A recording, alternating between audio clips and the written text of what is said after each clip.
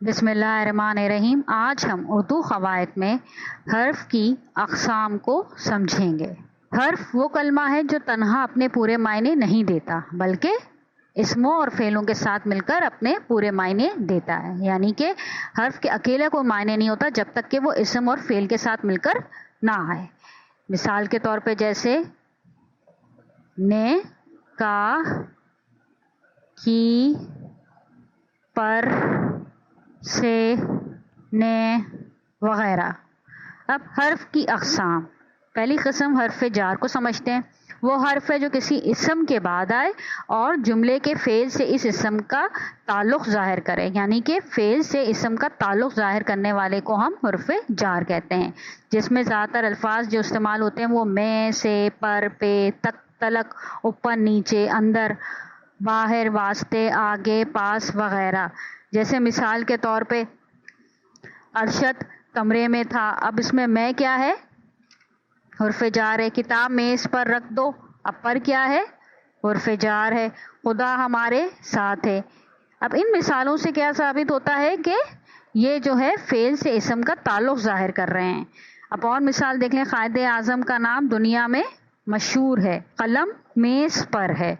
ایک اور مثال لے لیتے ہیں، کوا شاخ پر بیٹھا ہے۔ اب ان مثالوں سے کیا پتا چل رہا ہے کہ اسم اور فعل کے تعلق کا جو ظاہر کرتا ہے حرف، اس کو ہم حرف جار کہتے ہیں۔ اب ہم حروف عطف کو سمجھتے ہیں۔ وہ حروف ہیں جو دو کلموں کو آپس میں ملائیں یا دو کلموں یا ایک حکم کے تحت کرتے ہیں، یعنی کہ ایک ہی حروف کے ذریعے دو کلموں کو ملایا جائے، دو جملوں کو بنایا جائے۔ ایسے حروفوں کو ہم حروف عطف کہتے ہیں۔ جیسے ہمیشہ خدا اور رسول کی عبادت کرو، اب اس میں بعد دو کلموں کو آپس میں ملا رہا ہے۔ احمد ناشتہ کھا کر اسکول گیا، اب یہاں کر کیا شو کر رہا ہے کہ ایک حکم کے تحت دو کلموں کو ملا رہا ہے۔ مثال کے طور پہ اور بھی بہت ساری مثالیں ہمارے پاس ہیں، اور، وا، کر، لے، پھر، نیس، بھائی، یہ سب کیا ہے؟ حروف عطف ہیں۔ اب ہے حروف اضافت۔ وہ حروف ہیں جو اسموں کے باہمی تعلق یا لگاؤ کو ظاہر کریں، یعنی کہ آپس کے ریلیشن شپ کو ظاہر، یعنی اسموں کے آپس کے تعلق کو ظاہر کریں۔ جیسے علامہ اقبال کی نظمیں پڑھا کرو، اب کیا ہے؟ کیا بتا رہا ہے؟ علامہ اقبال اور نظمیں یعنی دو اسم ہے اور اس کو کیا تعلق؟ کی، اس کا تعلق، آپس کا ریلیشن شپ بتا رہا ہے کہ علامہ اقبال کی نظمیں پڑھا کرو۔ مریم کی کتاب، اب یہاں مریم اور کتاب اسم ہے اور آپس کا تعلق ظاہر کر رہا ہے کی۔ احمد کا قلم، یعنی کہ پھر دو اسم ہے اور کا جو ہے وہ آپس کا تعلق ظاہر کر رہا ہے، یعنی ایسے حروف اضافت کہلاتے ہیں جو دو اسموں کو یعنی دو ناموں کو آپس میں ان کا تعلق یا ریلیشن شپ ظاہر کریں، اس کو ہم حروف اضافت کہتے ہیں۔ اب حروف علت کو سمجھتے ہیں، جو کسی بات کا سبب بتانے کے لیے استعمال ہو، یعنی کوئی ریزن بتانے کے لیے، وجہ بتانے کے لیے استعمال ہوتے ہیں ایسے حروف، اس کو ہم حروف علت کہتے ہیں۔ ان میں زیادہ تر جو استعمال ہوتے ہیں وہ کہ، تاکہ، کیونکہ، واسطے، اس لیے، چونکہ، یعنی جب کوئی ریزن پیش کرنی ہوتی ہے، کوئی وجہ بتانی ہوتی ہے، ان کے لیے یہ حروف استعمال ہوتے ہیں۔ اب مثالوں سمجھتے ہیں، محنت کرو تاکہ امتحان میں کامیاب ہو جاؤ، اب یہاں ریزن بتائی کہ کس طریقے سے، یعنی کیا اگر محنت کریں گے تو کس طرح کامیاب ہو جائیں گے۔ چونکہ بیمار تھا اس لیے نہ آ سکا، اب یہاں چونکہ کیا بتا رہا ہے کہ ریزن بتا رہا ہے، اس لیے میں بیمار تھا، اس سبب میں نہیں آ سکا۔ محنت کرو تاکہ امتحان میں کامیاب، یعنی محنت کریں گے تو امتحان میں کامیاب ہو سکتے ہیں۔ ایسے حروف کو ہم حروف علت کہتے ہیں۔ اب حروف تردید۔ بعض حروف ایسے ہوتے ہیں جو یہ ظاہر کرتے ہیں کہ دو باتوں میں سے کوئی ایک ہونی چاہیے، یعنی کہ بٹوین دی ٹو، یعنی دو باتیں ہیں ان میں سے کوئی ایک بات ہونی چاہیے۔ جیسے یا علم حاصل کرو یا ہنر سیکھو، اب یہاں کیا ہے؟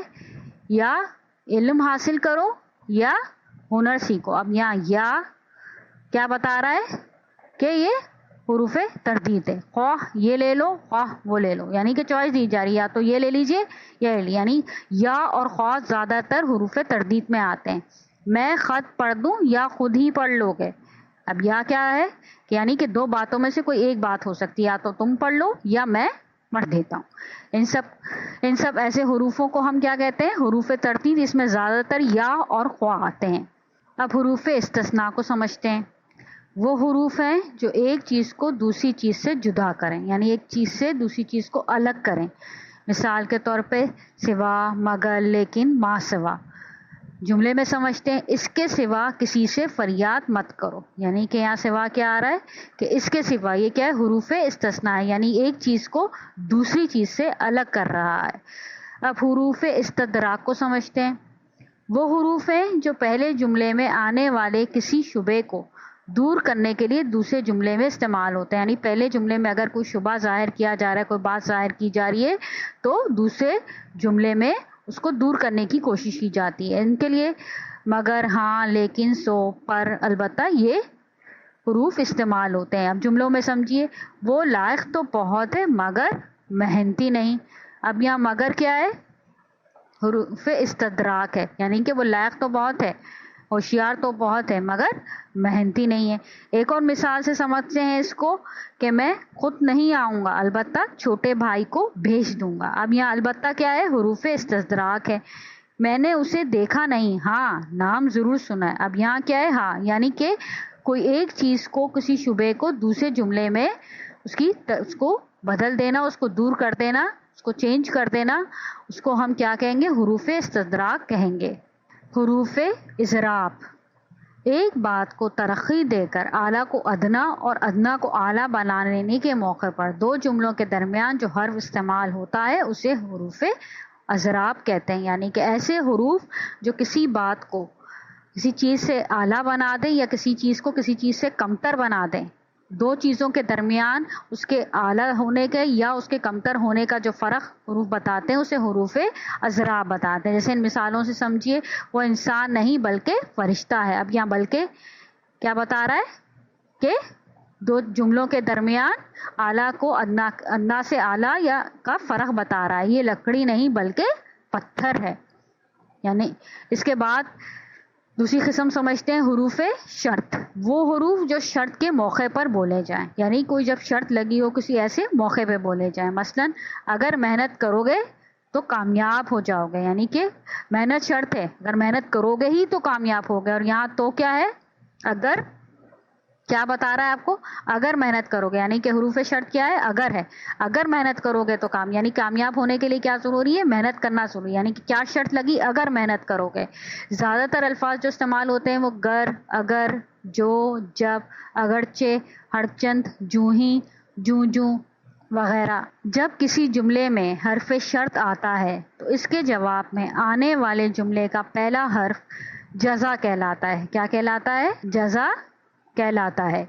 मसलन अगर इल्म हासिल करोगे, पहले जुमले में हर्फ शर्त क्या है, अगर हम हासिल करोगे तो इज्जत पाओगे, तो क्या हो जाएगा, जज़ा होगा, हर्फ जज़ा हो जाएगा। यानी कि शर्त या जुमला के शर्त हर्फ क्या है कि इल्म हासिल करोगे तो इज्जत पाओगे, तो अगर क्या है हर्फ शर्त, और तो यानी दूसरे जुमले का पहला लफ्ज, तो ये क्या हो गया, हर्फ जज़ा बन गया। तो क्या हो गया, जज़ा हो गया। अब हरूफ ताकीद को समझते हैं। वो हरूफ हैं जिनसे कलाम में जोर पैदा होता है। अब आप मिसालों समझिए, आप ज़रूर वहाँ जाएं। अब ज़रूर क्या है, कलाम में ज़ोर पैदा किया जा रहा है, तो कहा जा रहा है कि आप ज़रूर जाएं। ये खबर बिल्कुल गलत है, यानी ये बात बिल्कुल गलत है। तो बिल्कुल क्या है, हरूफ ताकीद है। इनके लिए ज़्यादातर जो अल्फाज इस्तेमाल होते हैं वहाँ, ज़रूर, हरगिज़, कभी, बिल्कुल वगैरह। यानी इन मिसालों के ज़रिए ये चीज़ें जो है, यानी कलाम में किसी बात पर जोर, यानी अपनी कहीं भी बात पर, किसी भी बात पर जोर पैदा करने के लिए ये हरूफ इस्तेमाल किए जाते हैं, और इन हरूफ को हम हरूफ ताकीद कहते हैं। अब हरूफ तंबीह को समझते हैं, जो डराने, धमकाने, खबरदार करने या किसी बात से मना करने के लिए इस्तेमाल होते हैं। मसलन ही, हूँ, हाँ, देखो, सुनो जी, खबरदार, सुन।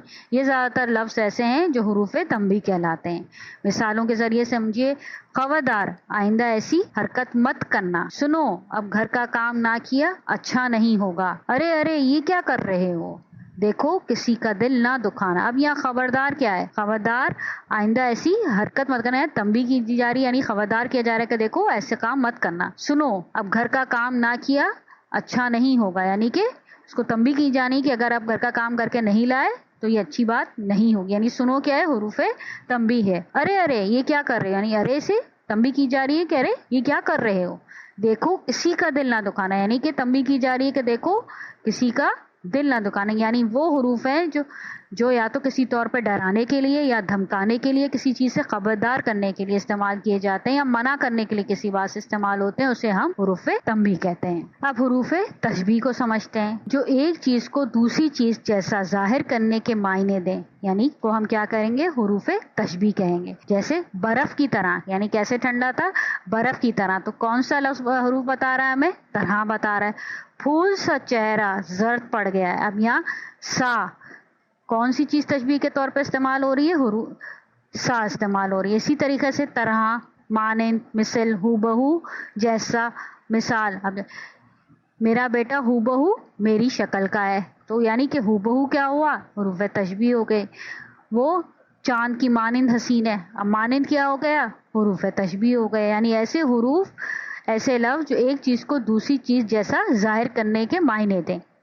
اب حروف استفہام وہ حروف ہیں جو پوچھنے کے موقع پر بولنے جائیں، یعنی ایسے حروف جو سوالیہ طور پہ یا کچھ بات پوچھنے کے طور پہ، انکوائر کرنے کے طور پہ بولے جائیں، استعمال کیے جائیں، انہیں حروف استفہام کہتے ہیں۔ مثلا تم کب سیر کو جاؤ گے؟ اب کب کیا ہے؟ پوچھنے کے طور پہ استعمال ہو رہا ہے کہ تم کب سیر کو جاؤ گے۔ آپ کل کہاں تھے؟ اب کہاں کیا ہے؟ حروف استفہام ہے، یعنی یہ حروف استعمال کیا گیا کہ کہاں، یعنی پوچھنے کے طور پہ کہ کہاں تھے۔ میں تمہاری بات کیسے مان لوں؟ اب یہ کیسے کیا ہے؟ حروف یعنی کچھ پوچھنے کے لیے، یعنی یہ تمہاری بات کیسے مان لوں۔ زیادہ تر الفاظ جو استعمال ہوتے ہیں، زیادہ تر حروف کیوں، کب، کون، کہاں، کیسے، کیا، کس لیے، کس طرح، ان سب کو ہم حروف استفہام کہتے ہیں۔ حروف ندا بعض حروف ایسے ہوتے ہیں جو پکارنے کے لیے استعمال کیے جاتے ہیں، جیسے اے خدا ہم سب کی پریشانیوں کو دور فرما۔ اب یہاں اے کیا ہے؟ یعنی پکارنے کے لیے استعمال ہو رہا ہے۔ علم کی شمع سے ہو مجھ کو محبت یا رب، اب پکارنے کے لیے پھر کیا استعمال ہو رہا ہے؟ یعنی کہ ایسے حروف جو پکارنے کے لیے استعمال ہوتے ہیں، جیسے مثلا یا، اے، اجی، ابے، یہ کہ حروف کیا ہیں؟ کسی کو پکارنے کے لیے جب استعمال ہوتے ہیں انہیں ہم حروف ندا کہتے ہیں۔ حروف ایجاب بعض ایسے حروف ہوتے ہیں جو کسی بات کے اقرار یا کسی کے جواب کے لیے استعمال ہوتے ہیں، یعنی جواب دینے کے لیے استعمال ہوتے ہیں، جیسے جی ہاں یہ میری کتاب ہے۔ اب یہ جی ہاں کیا ہے؟ حروف ایجاب ہے۔ خوب اب میں سبق پڑھتا ہوں، یعنی خوب کیا ظاہر کر رہا ہے؟ حروف ایجاب ہے، یعنی کہ کسی بات کے اقرار یا کسی کے جواب کے لیے استعمال ہو رہا ہے۔ ان میں زیادہ تر جو الفاظ استعمال ہوتے ہیں وہ ہیں ہاں، جی ہاں، اچھا، بہت اچھا، ٹھیک، واقعی۔ یہ سارے حروف کیا ہیں؟ حروف ایجاب ہیں۔